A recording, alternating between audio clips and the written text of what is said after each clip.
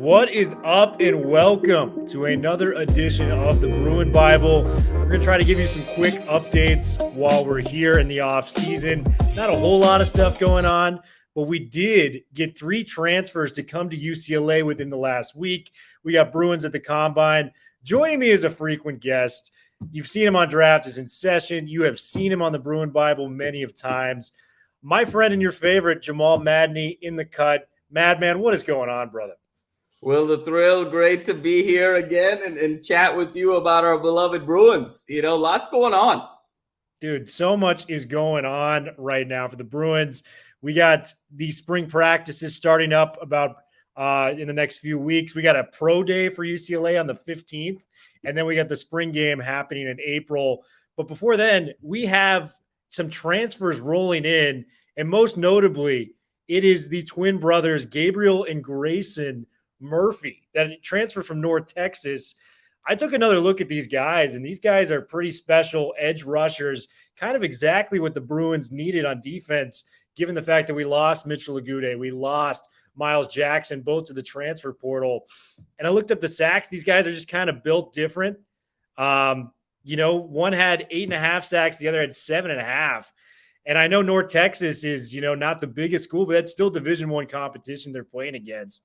Kind of give me your thoughts on these guys, because when I was really diving into it, and shout out our friends All Bruin at SI, they were looking at USC, Nebraska, Penn State, and they chose UCLA. I mean, this is a big win for the Bruins. I'm loving what I'm seeing from Gabriel and Grayson Murphy, man.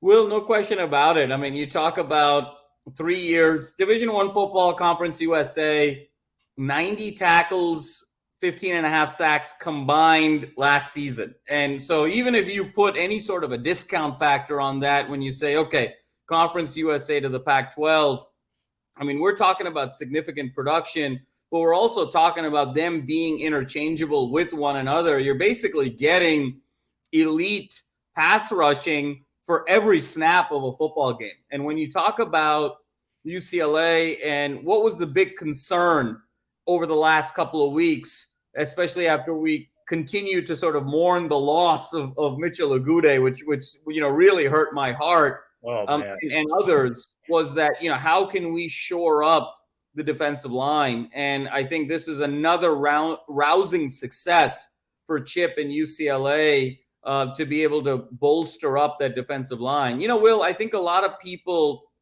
don't realize just how close UCLA is to really preeminent success. I mean, when you sort of break down the 8-4 record last year, I think in Chip's mind, he basically just wants to be able to retool the defense and sort of replace the athletes with athletes and keep the same scheme with McGovern and Ozanero, because I think in his mind, he says, look, we're 8-4. 3 of those 4 losses, Will, were really, I think in Chip's mind, more about the offense and bad individual play than anything structurally wrong defensively. When you talk about that Oregon game, lost by 3, UCLA had the ball at the end there with the chance to tie or win. DTR gets hurt, and, we're sort of in a tough spot there. But that's kind of a 50-50 game where I think in Chip's mind, the offense had the ball with a chance to win. When you look at the Arizona State game, it was down 9. There was a 4th and 2 from the 1, a 4th and 1 from the 2 in that game. You punch that in. It's a 1-point game with the entire fourth quarter to play at home. That's a very winnable ball game from an offensive perspective. And really, there were just sort of gashing holes in the secondary there. There wasn't anything schematically wrong there. There was individual play where there was a breakdown. And then when you look at the Fresno State game, losing by 3, but those last 2 possessions of that game, 3rd and 19, 3rd and goal from the 19, there were sort of 3rd and 26s that were getting converted. That was just bad individual play. And so I think from Chip's perspective, if you can just sort of run it back with guys that know their roles, and we can sort of plug in the misses and the departures with athletes and guys just playing fundamentally sound football. If guys just played fundamentally sound defensively last year, it is not out of the question to say UCLA was an 11-1 team last year. And I think that's really what Chip's thinking is. And so the Murphy twins really sort of fill that gap by Agude, and hopefully we don't miss a beat. These guys are just productive players, like you were saying, too. I mean, combined with both of them, they both had 4 fumbles total. I mean, this is exactly what you're looking for from edge rushers to come in. And I just want to commend Chip, and I know we've done this in the past on this podcast. The UCLA recruiting standards are difficult. It's hard to get good players in here with the grade point average that you need. But like you've said many of times, Madman, for that transfer portal, it's a lot different. You can get guys in that have, already qualified in college courses and the grade point average isn't as high. And just combining that with getting some of these 4-star recruits as well as instant impact players. I mean, we've seen this with Charbonnet coming in last year, Jenmar Keith, Ale Cahow, who I feel is going to be a big time player for this program this coming year. Chip Kelly, you just got to tip your cap. And I think given the circumstances, he is doing everything he can to make UCLA a competitive team year in and year out. And bringing back a Dorian Thompson-Robinson and continuing to have Charbonnet with some of these guys. We've had 10 transfers come in that are going to be competing for playing time, with the likes of Jake Bobo. We even got the Rutgers offensive tackle, Raekwon O'Neal, which was sorely needed, by the way, because Alec Anderson's leaving. And then Sean Ryan, who we're going to get to in his combine, he's gone as well. So, I mean, it's just really impressive what he's doing. Give me your thoughts on just how good of a job Chip has done in the transfer portal, because nationally, I don't feel like it's getting the attention it deserves. It's not, Will, and it's a shame. It's unfortunate. I think this is where Chip's lack of media savvy, I think, hurts him. He doesn't really play the public relations politics game as such. I mean, you have to understand, this is a 3.0 GPA, and 80% of UCLA's high school class has to have a 3.0 GPA. That is a very tall order when you talk about the NCAA standards being a 2.3. And, that's 0.7 difference in GPA. The only other school that is close in terms of a comparable is Stanford. When you talk about Notre Dame, you talk about Vanderbilt, you talk about Duke, you talk about some of these other schools, because they're private, they can make concessions in the athletic department to sort of waive some of those requirements, and there isn't a mandate. There's a holistic admissions review. The UCLA and the UC bylaws are very clear about the 3.0 GPA. And so it is very limiting in terms of what you can do. But through the transfer portal, that requirement only applies to high school students. And so if you can sort of be in a competitive position your freshman year, sophomore year at the university level, now you have this pipeline into UCLA, and Chip has done an absolutely masterful job of reaching out to individuals that not only want to excel on the field, but want to excel in the classroom, want to excel socially, want to excel in the community and with service and just with academic excellence. And I think Chip has done an absolutely masterful job of that. I mean, think about a school like Stanford and how much they struggle and how much they have struggled the last few years on the field when they don't get the diamond in the rough Christian McCaffrey or the Andrew Luck. Stanford's struggling to be bowl eligible and relevant year over year. And Chip's got his winning percentage climbing every year over the last 4 years and every year that he's been here. And so for all the naysayers with Chip out there, we have to sort of understand the unique challenges it is to be the UCLA coach, and nobody has figured it out in the modern era yet. And so, but the guy who has sort of cracked this code in a repeatable way is Chip Kelly. And, Chip Kelly has done such a special job. We're very thrilled to have him as Bruins fans. I just want to say Duke has also become kind of a feeder school. I'm looking through these transfer guys. We got Jeff Ferris, the tight ends coach. We got Jake Bobo, who might be the best transfer of them all in this class that we got. And then we got Gary Smith III, defensive lineman, 24 tackles, two and a half tackles for a loss. He's essentially coming in, replacing a guy like Otito Ogbania, right? Just plug him in and play. He's got experience at the Division I level. I mean, this is just what you're looking for, man. And, we got 10 more transfers coming in. I think there's a couple guys that aren't talked about enough. Like Azizi Hearn is a cornerback that's played 13 plus games for Wyoming. The guy that I'm incredibly high on is Darius Muasu, this linebacker for Hawaii, man. And Hawaii's a Division I school. 13 games, 109 tackles, 7 sacks, a pick, 5 forced fumbles in a year. Like, this dude is going to come in and play right away and has the experience and the stats to back up that this guy can ball out. Pac-12 is a little bit different, but football is football. It's Division I trust him coming into the scheme and making plays, man. So Chip has done a masterful job in the transfer market to go with the recruiting and has mastered effectively how to be successful at UCLA, because it's not an easy job to put a winning product out for UCLA, given these standards that they have year in and year out. Is up, Bruin Bible listeners. We interrupt this podcast to bring you our new deal that we have. We are excited to announce that we have partnered with a number of different sports books to give you the best options for all your betting needs. For our California listeners, betus.com is the perfect place to bet on the NFL draft, the NBA, or any sport that you are interested in. Get a 125% bonus on your first deposit with our link.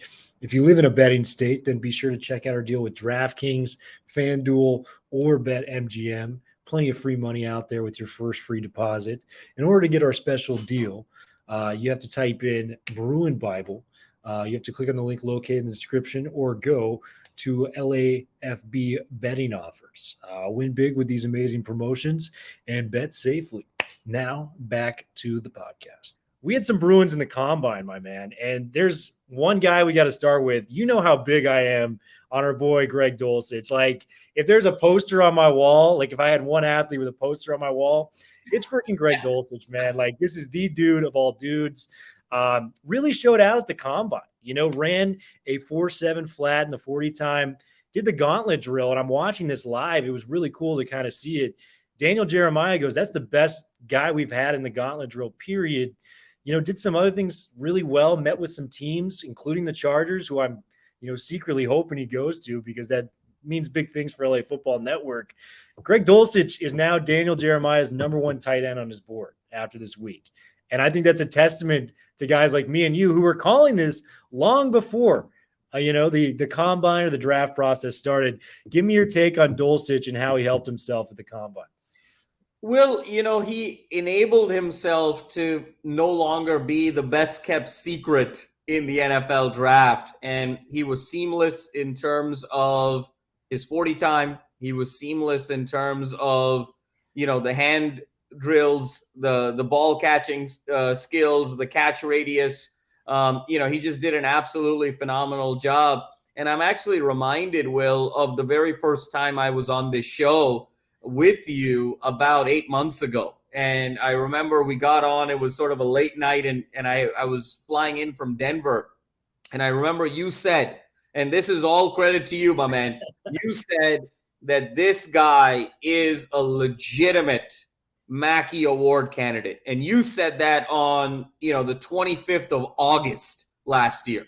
And, we sort of saw it in flashes. I think his real coming out party, Will, was the 2020 USC game. Yes. When he was, those seam routes and his ability to get yards after the catch against some really great athletes. Hufunga was on the field that night for SC. There were some big-time NFL guys on that field, and Dulcich not only held his own, but went for $175 and really carved it up yards after the catch. And so we got a taste of him then, and then when you sort of transfer it over into the 21 season, he was so clutch in key situations over the course of the year. I think our only gripe was that Chip didn't use him enough, and he was a little bit too much of a decoy.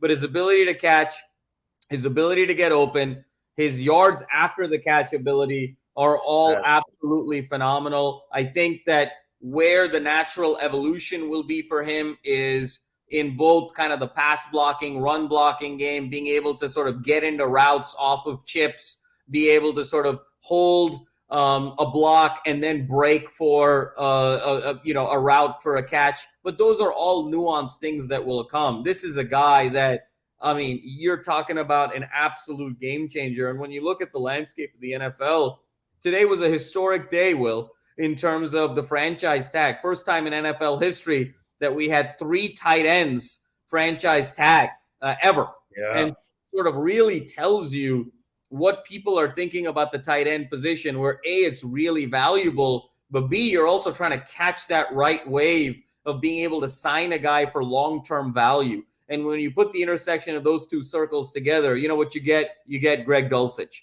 And so, he's going to be a really strong contributor to a borderline star in the NFL. Absolutely. And what I said on Ryan's podcast last week, this guy averaged 19 yards a catch in 2020, 17.3 in 2021. Find me another tight end around the country, period, that's getting big of plays on average. Greg Dulcich is an absolute stud. Really excited to see what he can do at the next level. Another guy that balled out, Kyle Phillips. He ran a 4.5 flat, which I was very high on. And I know that might not be mind-blowing stats when you're constantly looking at the 4.3s, 4.2s. Cooper Kupp ran like a 4.65. And that's a guy that he has been routinely compared to throughout the draft process. I think you can't really compare Cooper Kupp. He's kind of a unicorn, but I am very high on a guy like Kyle Phillips. We've talked about him many of times. Led the Bruins in catches the last 3 years. Did his thing at the combine. He came there, didn't blow it out of the water in any other drills, but the 4.5 stands out to me, knowing that he's fast enough to play at the NFL level. Give me your thoughts on Phillips, man, because this guy has raised his stock significantly throughout the draft process. If you listen to Draft is in Session, we talked about his Shrine Bowl performance. Kyle Phillips, man, he showed enough to get the job done at the next level, and I'm excited, man. Give me your thoughts on Kyle Phillips.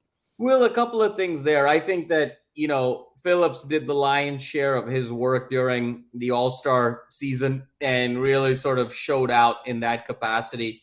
I think the 4.5 was a time that I think we sort of all expected him to run in that neighborhood. And while we're sort of on the soapbox of 40 time, Will, it's the most overrated stat in the NFL evaluation 100%. process. I mean, watching a guy in basketball shorts, from a dead stop, sort of keeled over and then run as fast as you can after, on the sound of a gun is the most archaic thing. And, how do you actually translate that onto an NFL field with pads, with the ability to make cuts and get open? I have absolutely no idea. I'm an engineer. I have 4 engineering degrees. I can't explain to you the translatability of the physics there. I really can't. The real key stat that you have to sort of be worried about, as an NFL evaluator is how open can a guy get? And that's really about the ability to make cuts and the ability to accelerate between 15 meters and 40 meters. That, if you could actually time that piece of it, that actually is the most relevant than is the 40 time. Having said that, I think Phillips did everything that he needed to do. And I want to sort of highlight another thing, Will. Both Phillips and Dulcich, and I know we're going to be talking about Sean Ryan, all 3 of those guys absolutely balled out at various stages in the postseason from an evaluation draft standpoint. And I think it's another opportunity to commend Chip Kelly. These are guys that have been in the program 3 years, 4 years. Look how they've developed. These guys are all going to be quality NFL players. And they've come from the same system over the last 3 or 4 years. And Phillips, to me, just fills the need of the NFL today. That great slot receiver, the guy who's going to get 7 to 10 yards, the guy who's going to be able to move the chains. Tell me an NFL team that can't use that. I mean, Kansas City Chiefs, Buffalo Bills, San Diego Chargers. The list goes on and on and on of folks that could use that chain mover. The vaunted 2007 New England Patriots, often regarded as one of the great teams of all time. Randy Moss got all the buzz on that team. He broke all the records, as he should. Randy Moss is incredible. But, who was on the other side of Randy Moss was Wes Welker. And, Phillips is sort of in that mold, of the Welker, the Edelman, Cole Beasley, dare I say flashes of Mr. Cooper Kupp. He's going to find a home in the NFL, a great home, and he's going to have a 10-plus year career in the NFL. And it was really funny. The people at the combine were pestering him because they saw him talking to some Patriots representative. Shocker. A white slot receiver going to the Patriots. Who would have thought about that? That is the oldest trick in the book that happens in New England with your Danny Amendolas, your Edelmans, your Wes Welkers, you name it. He'd be a perfect fit there for a guy like Mac Jones. Young quarterback, needs a security blanket, makes plays. But you touched on a really great point. I think one of the, allures for recruits and, transfers to come to Chip Kelly is he does have that NFL experience. Whether you want to argue it was a success or not, he still has a ton of connections in the league. And, you look at this new staff, Bill McGovern, I'm not crazy about the hire, but this guy was a linebackers coach and a defensive analyst for many of years in the NFL, over a decade plus. Ken Norton Jr. was a defensive coordinator in the NFL, period. Like, that is one of the best hires UCLA has made in a long time. You just have these guys that know what it takes to get to the next level. You can go into their living rooms. Hey, your dream is to be an NFL player. Guess what? I know what it takes to get there. I know what the day in, day out schedule is like. I know how to prepare you to be there. Come follow me. You do everything right. Hey, there's a chance your name gets called on draft day. And if I'm a recruit looking at some of these other schools, and maybe I don't have the SCs, Ohio States, kind of those under the radar recruits. By the way, more than half of the draft picks are like 3-star recruits to begin with. Like, why not go to UCLA? You know what I mean? Because you have that opportunity to really make a jump with this coaching staff that primes you for the next level. I love my Bruins. Just got to throw that out there. And I do want to touch on another thing you said. The combine is very pointless for me to begin with. As long as you're not, outdoing your times by like a significant amount. Like if Kyle Phillips ran like a 4.9, like that's concerning. But as long as you're kind of in that pocket of like 4.4 to like 4.6, you just need to like do it. And Ryan described it as like an SAT test. Like as long as you're not getting like the lowest score imaginable or, something like that, you'll be fine. Like you just got to nail the interview process, which for me, I believe is the most important part of it because it shows who you are, your character, how hard you're going to work when you get there, kind of your background, how you would fit in with this certain team. Those are all more important to me because let's face it, everyone at the combine can play in some capacity football. It's just a matter of fit and how you're going to incorporate yourself into that roster. So combine, I completely agree. And the funniest combine stat. You brought up a great point, if I may, just on the Ken Norton Jr. piece. If I may just interject on that one. Please, my man. So many critiques of UCLA football, obviously our Chip's inability to recruit. I think Ken Norton Jr. has the ability to be UCLA's coach. And I think that there is an opportunity here to really groom him in that capacity. There's the famous story, Will. I know you're an NBA guy.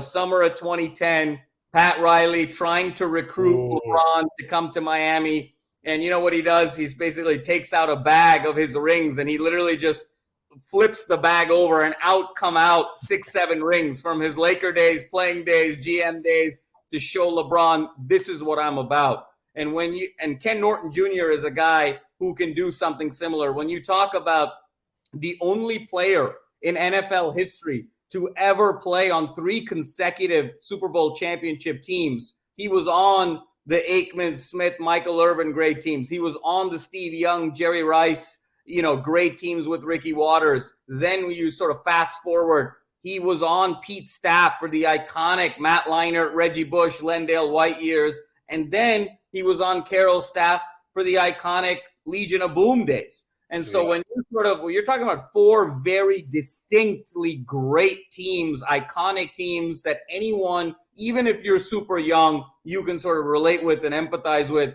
Ken Norton Jr., when he sort of flips his bag over of rings, you're going to have recruits' attention. And I think if I were Chip, if I were Martin Jarman, I would really channel Ken Norton Jr. to say, hey, you're going to be a great linebackers coach. We need you in terms of defensive scheme. But you know where we really need you is on the recruiting trail with your phenomenal personality, with your phenomenal pedigree. And let's go out there and show folks what UCLA is all about. Ken Norton Jr. is a massive hire. And when you talk about an individual who is in the UCLA Football Hall of Fame, everyone forgets because of his ties to Pete that everyone thinks he's an SC guy. He's born and raised UCLA. And so to do it from the heart, from your alma mater with all that success, that is flying under the radar. That could pay massive dividends if Ken Norton Jr. reaches his potential of being UCLA's coach. And just a family of winners. His dad was a heavyweight champion of the world, man. I mean, that is the coolest title in sports coming from a boxer. I mean, that's as good as it gets. And his success is not an accident. Like, this guy finds his ways in winning situations because he's a winner himself. So I'm really excited to see what he could potentially do there. You brought up the Pat Riley story. Nobody is cooler than Pat Riley on the sidelines with the Armani suits coming out. It makes me wonder, are you watching Winning Time? HBO. No doubt about it. I knew you'd be watching it, man. So I read the book Showtime by Jeff Pearlman. So I've been anticipating this show coming out. We haven't seen Pat Riley's character yet. I believe that's going to be episode 2. Adrian Brody, Oscar winner, going to be playing Pat Riley. You got John C. Reilly playing Dr. Jerry Buss, man. I mean, and the guy who's cast as Magic, I mean, you could not cast a more lookalike. Rub my eyes over and over again there, Will. That was incredible. I mean, that's it. It's fastly becoming. I mean, I'm so biased being an LA guy and sports guy, Laker guy, Dodger guy, Ram guy, UCLA. But it has all the makings to be a phenomenal show, and it's HBO. So HBO never produces something that isn't top notch. Man, and just Adam McKay, I'm such a fan of. If you look at his history, I mean, this guy was a writer on SNL. He was doing like Anchorman and like just movies with Will Ferrell. And then he's really kind of branched into this more drama-filled stuff. He's done a hell of a job with that. I'm the biggest fan of Succession. That was one of my favorite shows. And then he did, The Big Short, which was one of my favorite movies of the past decade. And now he's doing Winning Time with the Lake. You get me drama-filled basketball with Adam McKay doing it. I was like, listen, just get me in front of a television. I don't need to hear anything more. And just watching the first episode, I'm like, this is going to be a hit show. Enough with the tangent about the Winning Time. I'm sorry, I had to bring that up to my fellow basketball lover, Madman. We talked about irrelevant stats with the Combine. Here's one of them, but it's still incredibly impressive. Sean Ryan had a 33.5 vert. That is the height that Kyle Phillips jumped.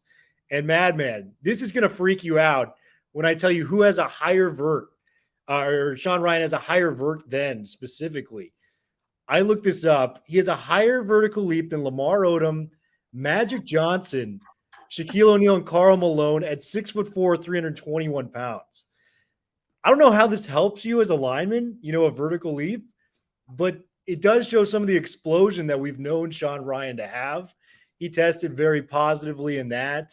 He had they're saying his arms are too small, so they're going to try to potentially move him to guard, which I don't agree with. I saw this guy play left tackle, and frankly, he was among the best, if not the best, left tackle within the Pac-12 among this time. You can move him to guard, but don't fix what's not broken for me. He's doing a hell of a job there. You could tell me about the wondrous, vertical leap, but I want to hear your take. Do you think we should move him to guard or keep him at tackle? Because no, I'm firmly at tackle with Sean Ryan. No, you have to keep him at tackle there, Will. And again, I think we talked about this a little bit earlier on Draft is in Session.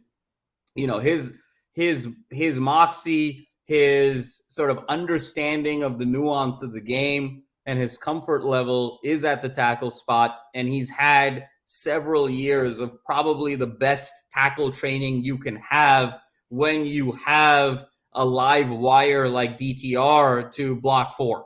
And, when a vast majority of the plays break down, become improvisational, almost backyard sandlot type plays, it really tests your gap integrity and your discipline when you're talking about pass blocking. And then similarly, in a Chip Kelly zone read offense, and Chip, over the last couple of years in big games, got very conservative with consecutive run plays. And so you would have these sort of sequence of plays where, remember, everyone forgets LSU game, Dulcich's touchdown. That came off of 14 straight runs. Who's responsible for those 14 straight runs there is the big uglies up front. And so Ryan has had to deal with, these long stretches of just run. and then having to deal with the live wire that is DTR from a passing game perspective. So to change him to a guard makes absolutely no sense. And again, Will, I don't really understand sometimes the evaluation process. I mean, what are you guys, NFL GMs? Or you're trying to, do choreography for cats, or you're trying to sort of fill out a Broadway show. I don't understand. The guy's arms are too small. Then Kenny Pickett's hands are too small. I mean, what the hell's going on over here? You guys are NFL GMs, start acting like it, and so this guy on film, production is an outstanding tackle, and he's going to make a team very happy. And another example of a guy that developed over the years with Chip and through the experiences of a Chip Kelly offense, again, is going to be a very quality NFL player. Yeah, and he's helped build some of these lines. I mean, he was there when they drafted Lane Johnson as the right tackle for the Eagles, who's the best right tackle in football. He's a big part of Jason Kelce being what he is, the best center in football today. So Chip Kelly knows offensive linemen, and he's had nothing but praise for the guy, Sean Ryan, who, by the way, stepped on the field as an 18-year-old and was manhandling, guys that could legally drink out there. So, I mean, guy's an impressive dude all around. I'm really looking forward to Sean Ryan. The guy I got to talk about, interior offensive lineman. This dude, there's one thing that I look for in interior lineman, and it's strength. And Otito Ogbonnia did more than that. He had 31 reps, 2 were discounted on the bench press. He led all defensive players, period, in the bench press at 29. As a nose tackle, that's what I look for. Are you strong enough to do that? He clearly is. He was benching 225. Like me and you would do just like a easy cardio machine, like 30 pounds. I mean, it was just ludicrous how much this guy was benching at the combine.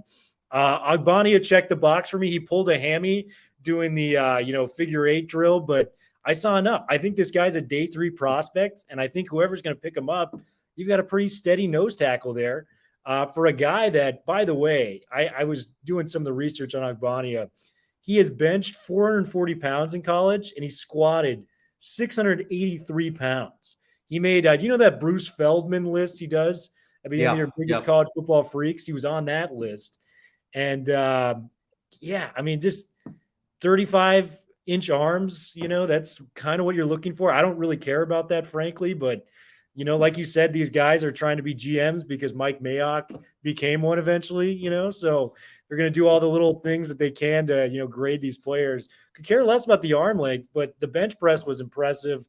Otito Ogbonnia was a third-day prospect. Am I right?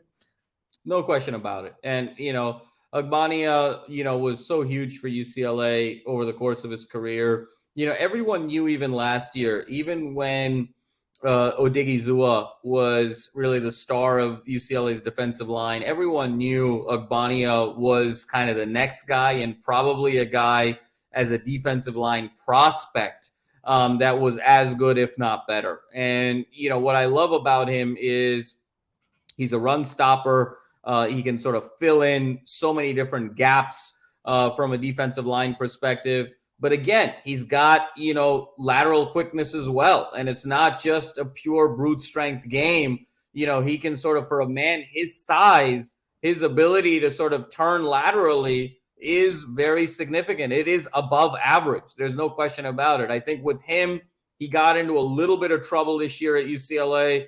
Pad level got a little bit high. Sometimes the knees were not always well bent. They weren't always kind of completely, he wasn't creating sort of those right angles and those perpendicular angles with his bends, those soft bends in his knees. So technique was a little bit raw. But again, that's all very coachable. And for a day 3 prospect, what you're really looking for at that point is upside. And no one has, upside at that position day 3 the way Otito Ogbonnia has. And so I completely agree with you. I think that's going to be another name that's going to get drafted to UCLA. It's going to be a big weekend for UCLA Bruins. I think we're going to have 4 to 5 guys getting drafted. It's going to be a significant day for the Chip Kelly era at UCLA. And we've had guys that have been drafted recently, like Josh Rosen going top 10, Jonathan Franklin, different backs coming through there. Odigizua last year, but I think as a complete, team coming out, at least the players that are Yeah. coming out. This is the strongest I've seen as a fan that covers UCLA. So I'm really excited to see some of these guys. Unfortunately, the guy that didn't perform well was Quentin Lake. He ran his, like I said, 40 time. Doesn't matter to me, but I'm just ranking it with the other safeties. His 40 time was dead last with the other safeties. And then he didn't participate in much of the other drills. Did some like coaching up where he was just kind of going through the motions and was just, kind of slumming. It wasn't his best performance. But, Quentin Lake's not a combine guy. He's a guy that you throw out on the football field, has the instincts and, the ability to make plays at a high level. And no 40 times going to tell me that. It's what happens between the lines.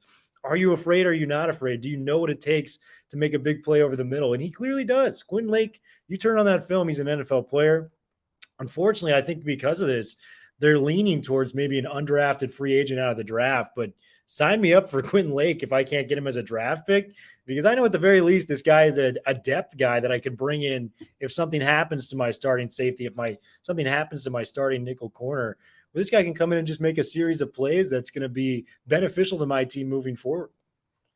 Well, no doubt, and it doesn't surprise me that Quentin Lake didn't perform great at the combine, because Quentin Lake's game at the safety position really is twofold. It was his length and his ability with his sort of long arms to be able to sort of close the gap and be able to disrupt passing lanes, and then also be in position where he didn't have to cover as much ground too close. So, there's three things that you can do as a safety: great closing speed, great length, or from a pre-active standpoint, be in a position where you don't have that much more ground to cover.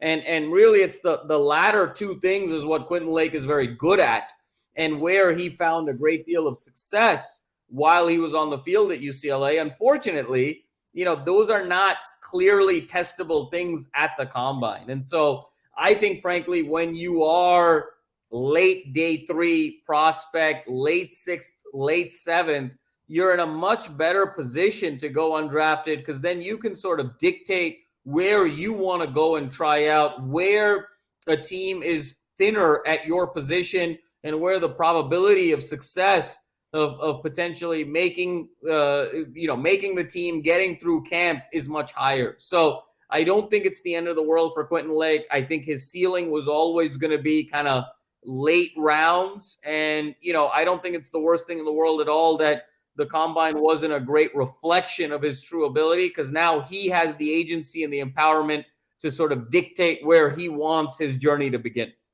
Yeah, and it's a great point you brought up. I'm a huge fan of the Football Life series that NFL Films does, and they had the Romo one where he was an undrafted quarterback coming out, and he had two options. I think it was the Denver Broncos, and it was like $25,000 more for an undrafted free agent at that time, but he knew he could make the Cowboys roster. He was, looking, he's like, Bledsoe's there, but there's not really a strong backup candidate. I could be that guy.